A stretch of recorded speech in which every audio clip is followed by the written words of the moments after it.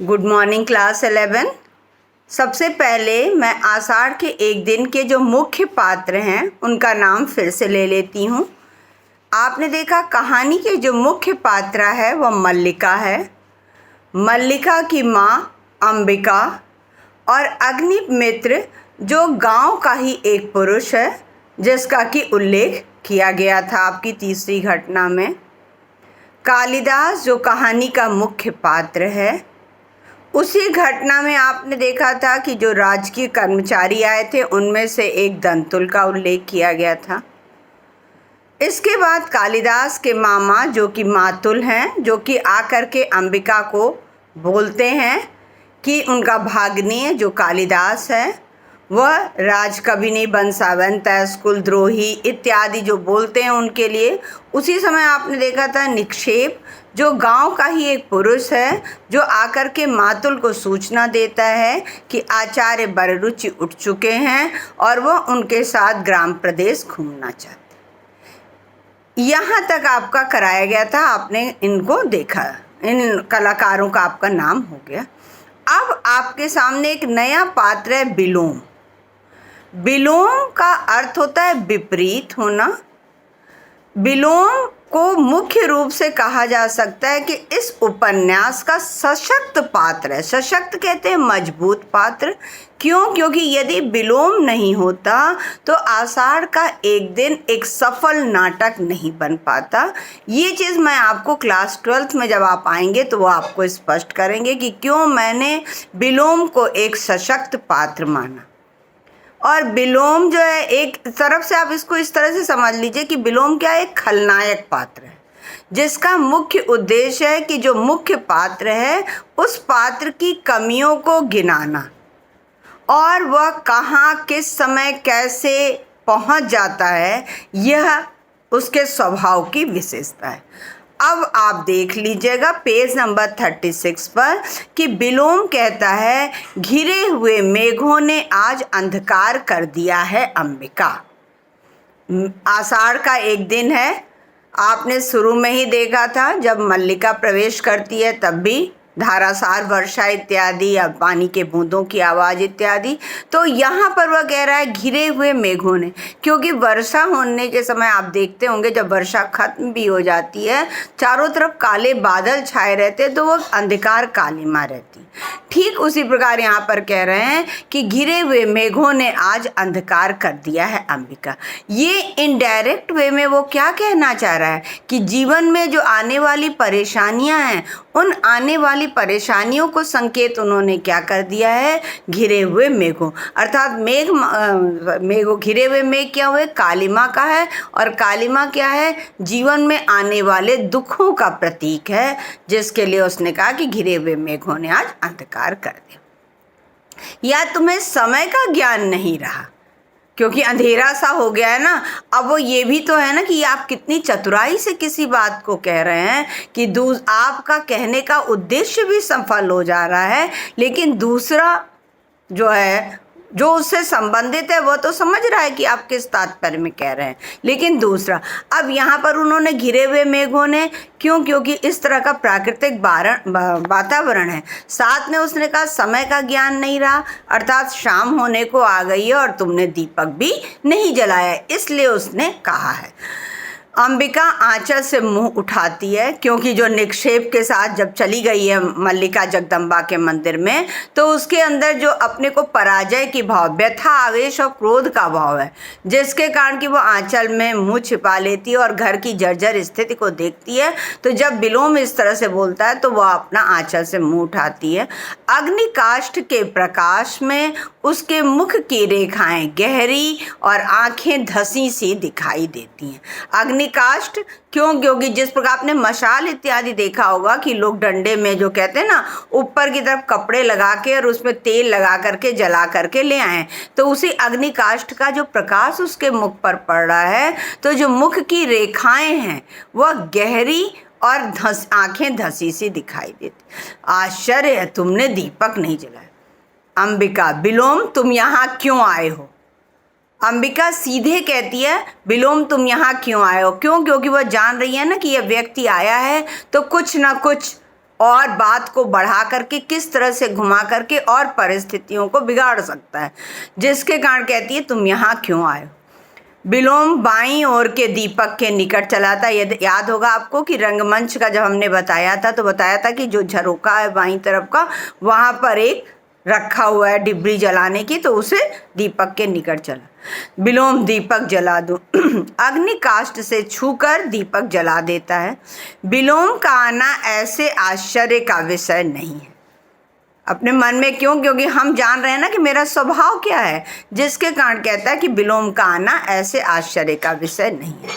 जाकर सामने का दीपक जलाने लगता है। अंबिका उठ खड़ी होती है। अंबिका, चले जाओ विलोम, तुम जानते हो कि तुम्हारा आना, आप किसी को भी, किसी भी सभ्य व्यक्ति को आप बार बार कहेंगे कि चले जाओ, तुम यहाँ क्यों आए हो, तो कोई भी जो स्वाभिमानी व्यक्ति होगा वो तो चला जाएगा ना।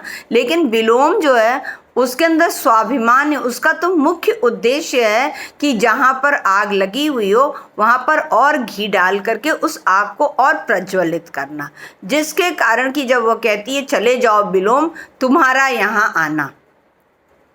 विलोम मल्लिका को सह नहीं है, अर्थात मल्लिका को अच्छा नहीं लगता। दीपक जलाकर अंबिका की ओर देखता है। जानता हूँ अंबिका, मल्लिका बहुत भोली है, वह लोक जीवन के संबंध में कुछ नहीं जानती। आप किसी जो व्यक्ति दुखी है उस दुखी व्यक्ति को के जो दुख की बात है, उसी दुख की बात को यदि आप कहेंगे तो व्यक्ति न चाहते हुए भी अपनी जो भी बातें होंगी आपके सामने उसने तय किया हुआ है कि वो आपके सामने प्रकट न करे, लेकिन फिर भी प्रकट कर सकता है। विलोम किस तरह से? जब वह कहता है कि मल्लिका बहुत भोली है और वह लोक जीवन के संबंध में नहीं है। क्यों? क्योंकि मल्लिका को लेकर के जो अपवाद हो रहा है वह विलोम को भी पता है, जिसके कारण कि वह और जान रहा है कि आज अंबिका की जो स्थिति है वह क्यों है, जिसके कारण कि वह यह बातें कर रहा है। दीवार में बने आधार में अग्निकाष्ठ तिरछा लगा देता है। वह नहीं चाहती कि मैं इस घर में आऊं क्योंकि कालिदास नहीं चाहता। मल्लिका मुझे यहाँ नहीं आने देना चाहती है तुम्हारे पास। क्यों नहीं आने देना चाहती है? क्योंकि कालिदास नहीं चाहता। घूमकर अंबिका के पास आता है। और कालिदास क्यों नहीं चाहता? क्योंकि मेरी आँखों में उसे अपने हृदय का सत्य झांकता दिखाई देता है। पहली चीज़, मल्लिका भोली है। मल्लिका को मेरा यहाँ आना अच्छा नहीं लगता। क्यों नहीं अच्छा लगता? क्योंकि कालिदास को अच्छा नहीं लगता।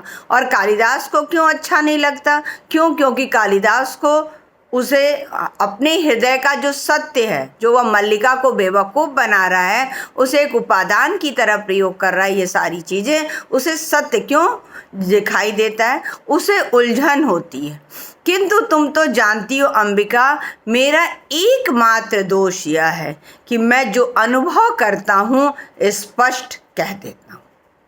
आपको स्पष्ट हो गया होगा कि जब माँ ने कहा चले जाओ विलोम, तुम चले जाओ, तो कहता है कि हाँ मैं चला जाऊँगा, मुझे मालूम है। क्यों? क्योंकि मल्लिका को मेरा यहाँ आना अच्छा नहीं लगता।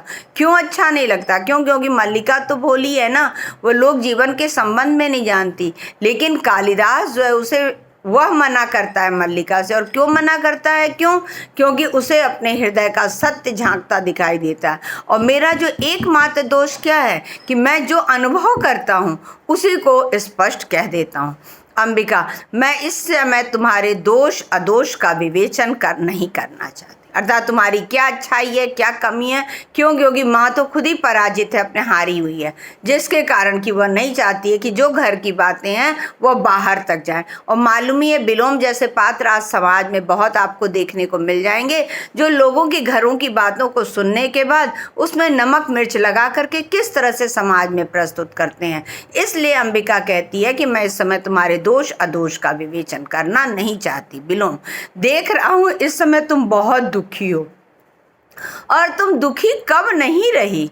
अंबिका, तुम्हारा तो जीवन ही पीड़ा का इतिहास है। पहले से कहीं दुबली हो गई हो। सुना है कालिदास उज्जैनी जा रहा है। अब देखिए वह मुख्य बात पर आया है।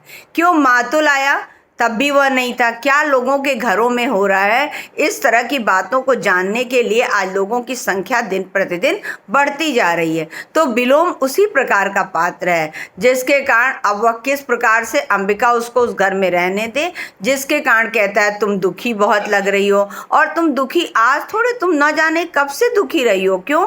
क्योंकि तुम्हारा तो जीवन ही पीड़ा का इतिहास है और पहले से दुबली हो गई हो। अब वो देखिए मुख्य बात पर आ गया। अगर सीधे ही मुख्य बात पर आ जाता कि कालिदास उज्जैनी जा रहा है तो हो सकता है अंबिका न बताती, जिसके कारण कि कहता है सुनाएगा, अंबिका मैं नहीं जानती। बिलोम जैसे उसकी बात न सुनकर झरोखे के पास चला जाता है। बिलोम राज्य की ओर से उसका सम्मान होगा। कालिदास राज कवि के रूप में उज्जैनी में रहे। मैं समझता हूँ उसके जाने से पहले ही उसका और मल्लिका का विवाह हो जाना चाहिए। आपको किसी भी दूसरे की लड़की के विवाह के बारे में सोचने का या कहने का अधिकार कहाँ से होता है? लेकिन बिलोम जो है वह ना, क्यों, अंबिका को तो वह अपनी बातों की जालों में फंसा चुका है, जिसके कारण कि अब उसे यह पता करना है कि कालिदास उज्जैनी जाएगा तो अकेले जाएगा कि मल्लिका से विवाह करके जाएगा। ये तो माँ है, इसलिए इनको ये सारी बातें पता होंगी, जिसके कारण कि वह यह बात पूछता है कि उसका और मल्लिका का विवाह हो जाना है। इस संबंध में तुमने सोचा तो होगा? अंबिका मैं इस समय कुछ भी सोचना नहीं चाहती। बिलोम तुम मल्लिका की माँ इस विषय में सोचना नहीं चाहती? आश्चर्य। अंबिका मैंने तुमसे कहा है बिलोम, तुम चले जाओ। बिलोम कालिदास उज्जैनी चला जाएगा और मल्लिका, जिसका नाम उसके कारण सारे प्रांतर में अपवाद का विषय बना है, पीछे यहाँ पड़ी रहेगी। क्यों अंबिका? अब देखिए वह मुख्य बात, कहते हैं ना लोहे को जितना गर्म कर लीजिए वह उतना ही तेज प्रहार करेगा। अभी तो माँ ने ये बात कैसे कहा ना कि तुम चले जाओ, मुझे इस संबंध में कुछ भी बात नहीं करनी। देखिए तब उसके बाद वह किस प्रकार से ये बात कर रहा है कि और मल्लिका, जिसका नाम उसके कारण यानी कालिदास के कारण सारे प्रांतर में अपवाद का विषय बना हुआ है। अर्थात सब लोग उन लोगों को लेकर के जो तरह तरह की चर्चाएं कर रहे हैं वो पीछे यहाँ पड़ी रहेगी। क्यों अंबिका? अंबिका कुछ न कहकर आसन पर बैठ जाती है। बिलोम घूम कर उसके सामने आ जाता है। क्यों? तुमने इतने वर्ष सारी पीड़ा क्या इसी दिन के लिए सही है? अर्थात तुम माँ हो, पिता की मृत्यु के बाद तुमने उस लड़की को किस तरह से पाला पोसा बड़ा किया, बनाया, और क्या तुमने इसी दिन के लिए सहा? क्यों? क्योंकि जिसको लेकर के सारे प्रांतर में अपवाद हो रहा है और तुम कह रही हो मुझे इस संबंध में कुछ नहीं कहना, तो कहती है कि सारी पीड़ा क्या इसी दिन के लिए सही है? दूर से देखने वाला भी जान सकता है कि इन वर्षों में तुम्हारे साथ क्या क्या बीता है। समय ने तुम्हारे मन, शरीर और आत्मा की इकाई को तोड़कर रख दिया। यानी व्यक्ति, एक तो शारीरिक कष्ट होता है, वह कष्ट व्यक्ति भूल सकता है, मानसिक कष्ट भी व्यक्ति धीरे धीरे समय के अनुसार, लेकिन जो आत्मा को चोट पहुंचती है वह चोट व्यक्ति कभी नहीं भूल पाता। जिसके कारण देखिए वह मुख्य बात पर आने से पहले किस तरह से बिलोम अपनी बातों की जालों में अंबिका को लपेट ले रहा है, जिसके कारण कह रहा है कि तुमने शरीर, मन, आत्मा की इकाई को तोड़कर रख दिया। तुमने तिल तिल करके अपने को गलाया है। तिल तिल अर्थात बिल्कुल क्षण जो कहा जाए वह नष्ट किया कि मल्लिका को किसी अभाव का अनुभव न हो। और आज जबकि उसके लिए जीवन भर के अभाव का प्रश्न सामने, जीवन भर के अभाव का प्रश्न सामने, अंडरलाइन करिएगा, ये आपको संदेश दिया जा रहा है कि ये पीढ़ी अंतराल भी है, कि पीढ़ी अंतराल के कारण मल्लिका ने ये बात नहीं समझी थी, लेकिन बिलोम के माध्यम से लेखक ने ये बात कर दिया।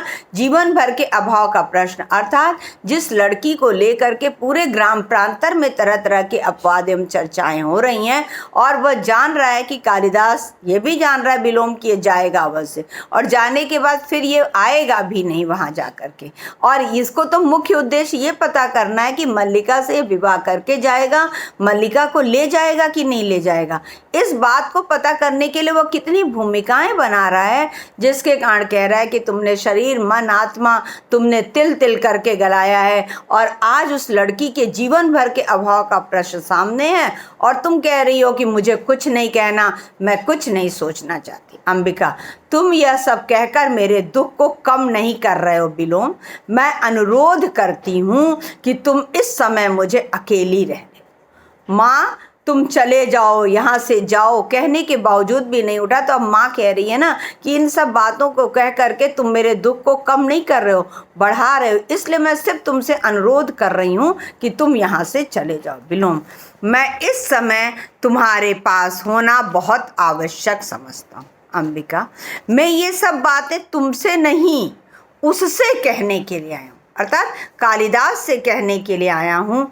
आशा कर रहा हूँ कि वह मल्लिका के साथ अभी यहाँ आएगा, अर्थात उसे मालूम है कि वह आएगा अवश्य।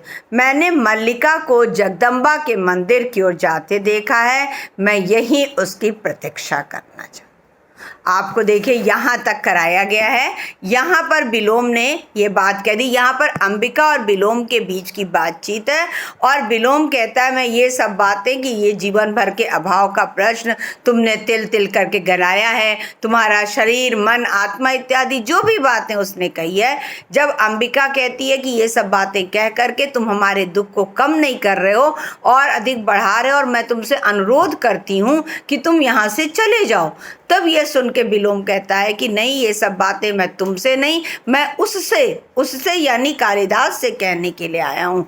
क्योंकि यहाँ आने का उसका मुख्य उद्देश्य यही है कि बस इतना बता दे कि कालिदास मल्लिका से विवाह करके जाएगा या नहीं, यही उसका मुख्य उद्देश्य है। यहाँ तक आपका हो चुका है।